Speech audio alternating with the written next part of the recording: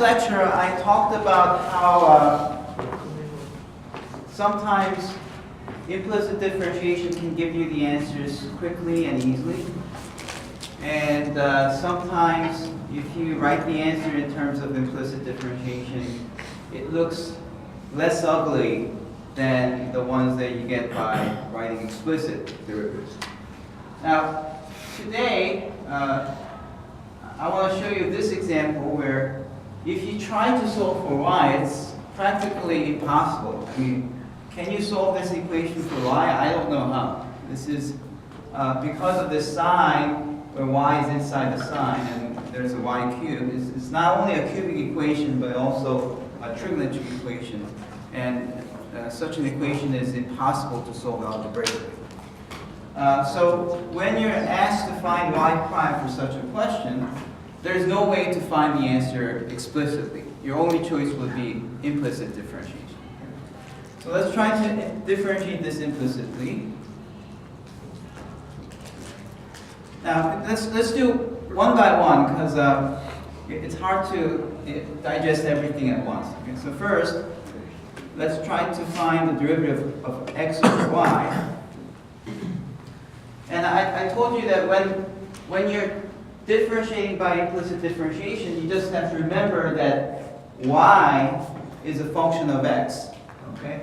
So when you differentiate, when you look at this, you should be thinking of a function of x, because x itself is a function of x, and divided by another function of x. Which means when you differentiate, you have to apply the quotient rule. Okay? So you have to apply the quotient rule. Let's apply the quotient rule. So you differentiate the top times y minus y prime times x over bottom squared. Okay, when you differentiate x, you get 1.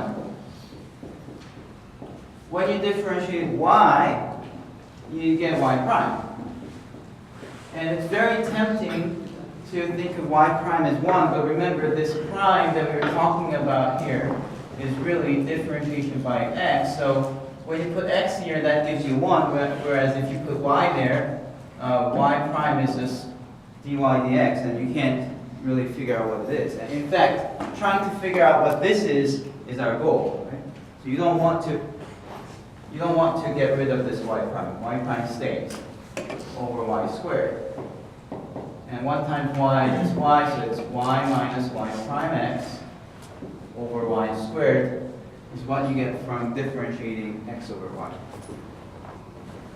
Now let's try to differentiate sine of xy. Okay, this time y is a function of x. X times y, therefore, is another function of x nested inside the sine function. So this means you have to use the chain rule when you differentiate this. Okay, so let's differentiate the outside function. Sine differentiates to cosine. And you pull the inside function out, and you have to differentiate.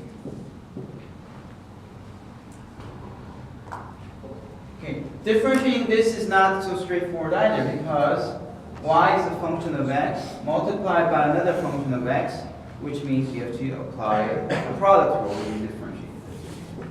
Let's apply the product rule.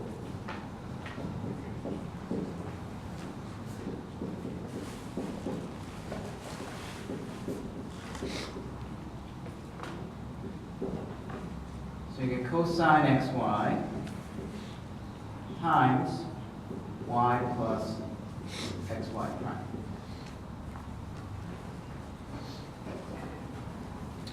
And then finally, you have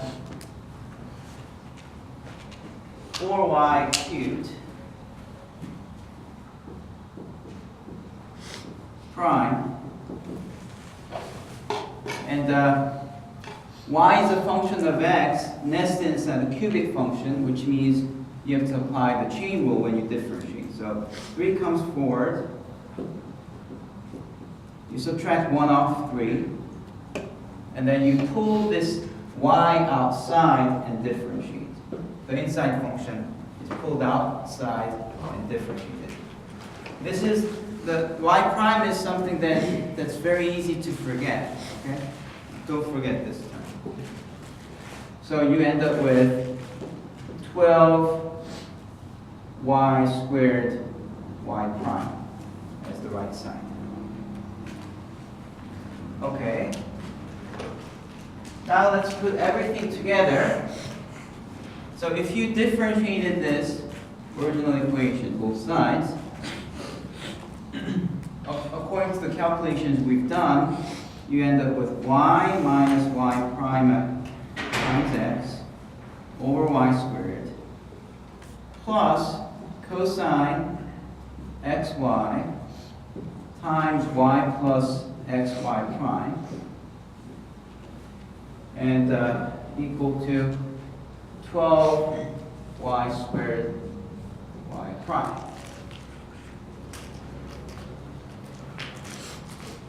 Now here we face another challenge. Before it was applying the rules correctly, product rule, quotient rule, and the chain rules correctly. Here the challenge is trying to solve this equation for y prime. After all, this is really y prime. In Newtonian notation, dy dx is y prime. That's what we were looking for, the derivative of y with respect to x. So this can't be answered yet. We have to solve for y prime. How do we do that? Question. Yes. Oh, you subtract the cosine to the other side? No. Oh, no, it's more complicated than that. Don't you have to get rid of the y squared?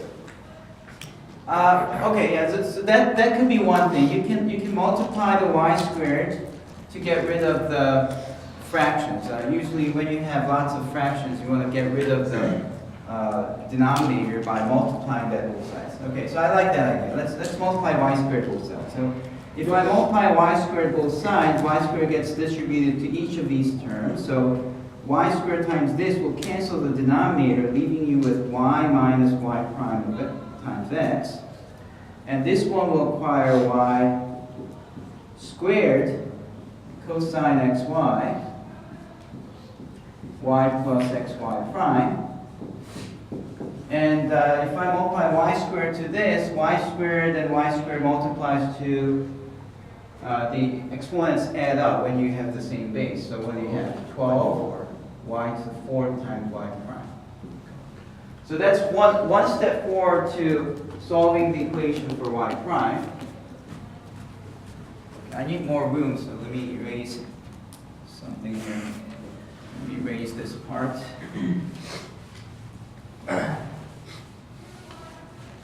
Let me erase everything.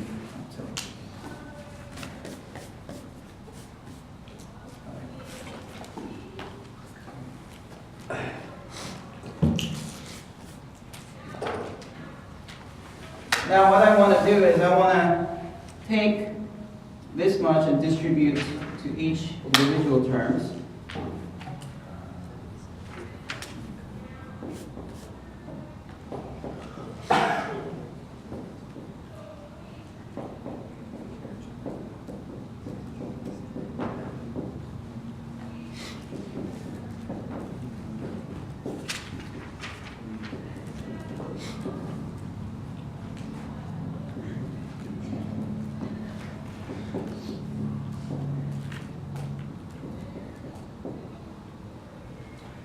And the reason for doing that is because at some point I want to collect all the terms that have y prime multiplied to it, factor the y prime out, and then after that you can just divide the entire thing to the other side. Okay.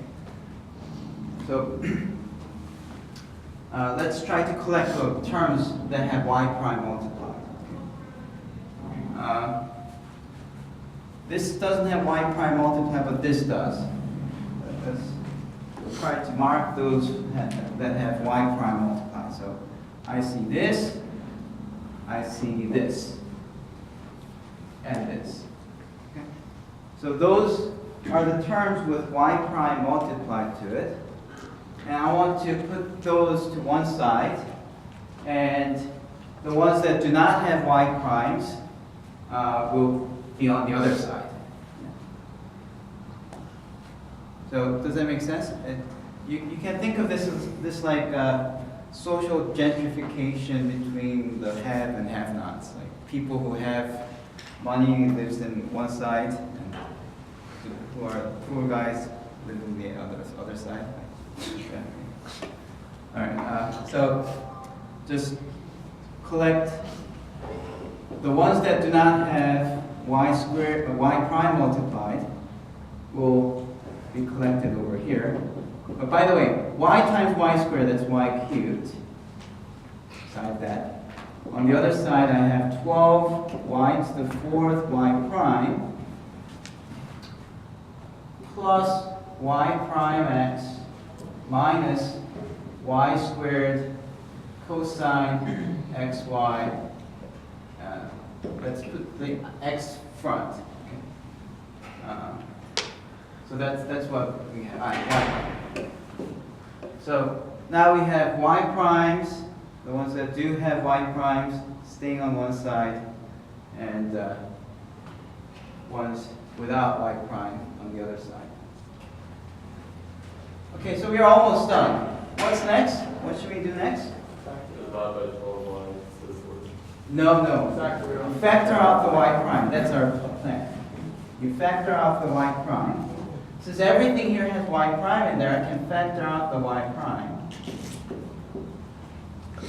Let's think about what's left. From here, if I take away y prime, 12y to the fourth is left. From here, if I take the y prime, x is left. From here, if I take the y prime, I end up with xy squared cosine xy. And then on the other side, I still have the same thing. Y cubed cosine xy. And then finally, you divide this entire thing to the other side. Okay? So do you see why we try to gather the y primes to one side?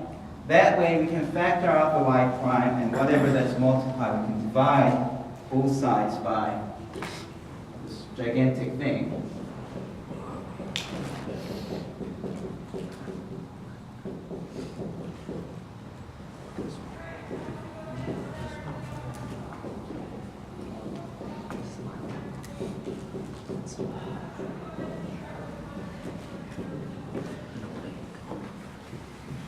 And after this is canceled, that's your answer. Y prime is this. This is your answer. Tough question. But it's still way better than having to do this explicitly, because I don't know how to find these explicitly.